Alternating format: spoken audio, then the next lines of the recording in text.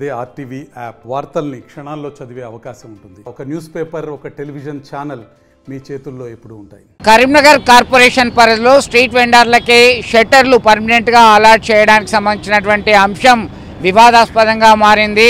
అనర్హులకి పైరవి ఎవరైతే చేసుకున్నారో వాళ్ళకే షట్టర్లు వచ్చాయనే ఆరోపణలు వస్తున్నాయి. ఆ గందరగోళ పరిస్థితి అయితే నెలకొంది. ఏంటి దీనికి సంబంధించి మనం స్థానికుల నుంచి మరింత సమాచారం తెలుసుకుందాం.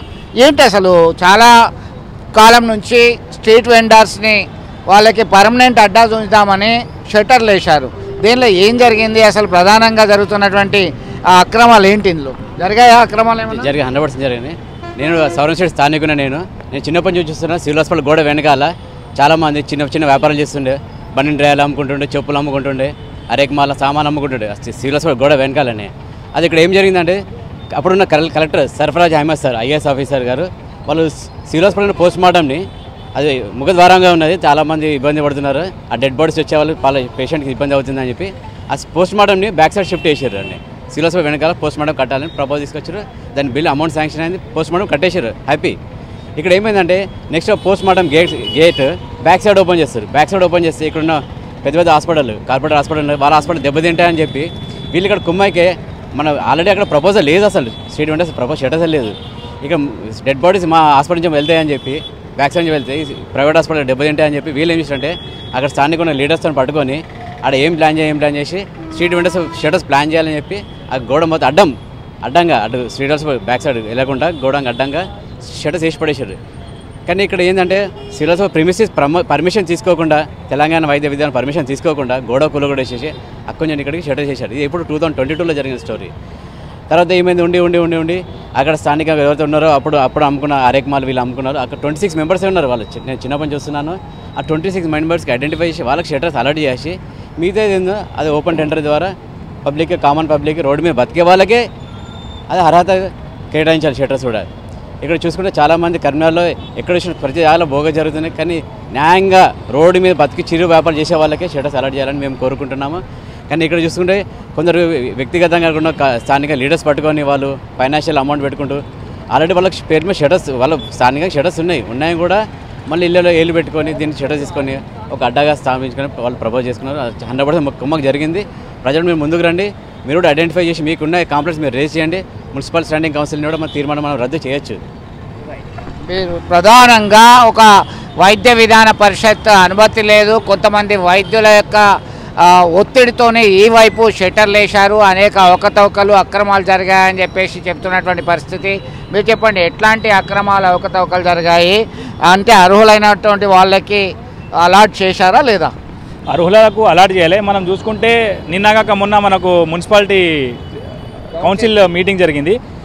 గుట్టు చప్పుడు కాకుండా కౌన్సిల్లో ఎజెండాలో పెట్టేయడం జరిగింది. ఫస్ట్ ఏమో 39 లిస్టు జారీ చేయడం జరిగింది. 39 లిస్టుతో పాటు మళ్ళీ సెకండ్ లిస్ట్ 13 లిస్ట్ జరిగింది. మనం జస్ట్ దాన్ని చూసుకుంటేనే ఆ లిస్టు చూస్తేనే మీకు అర్థమవుతుంది.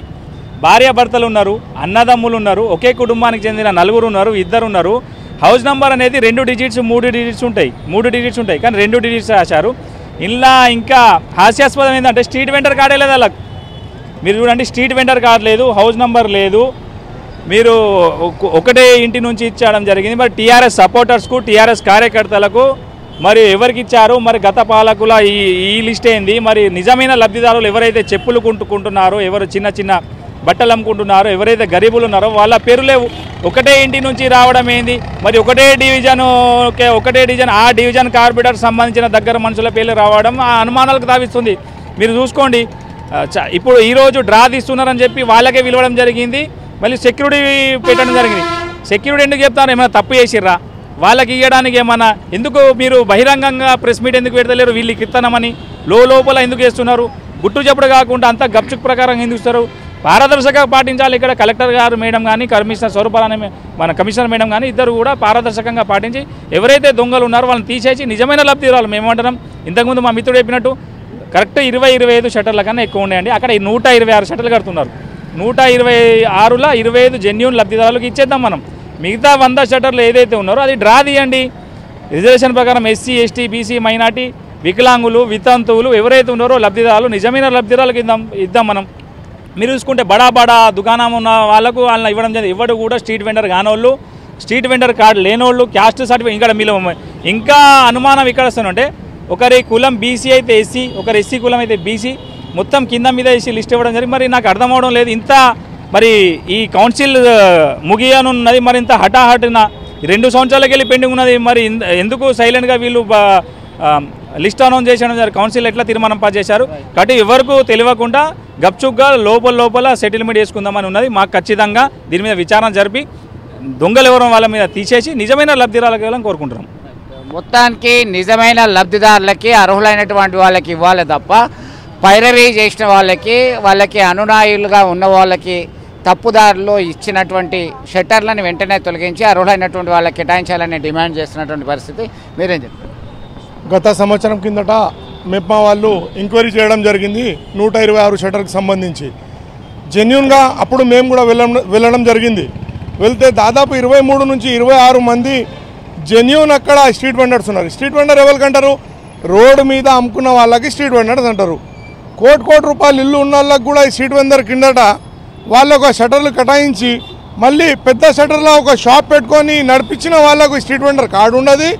వాళ్ళ పేర్లు కూడా ఇక్కడ ఉండవు. ఎందుకు?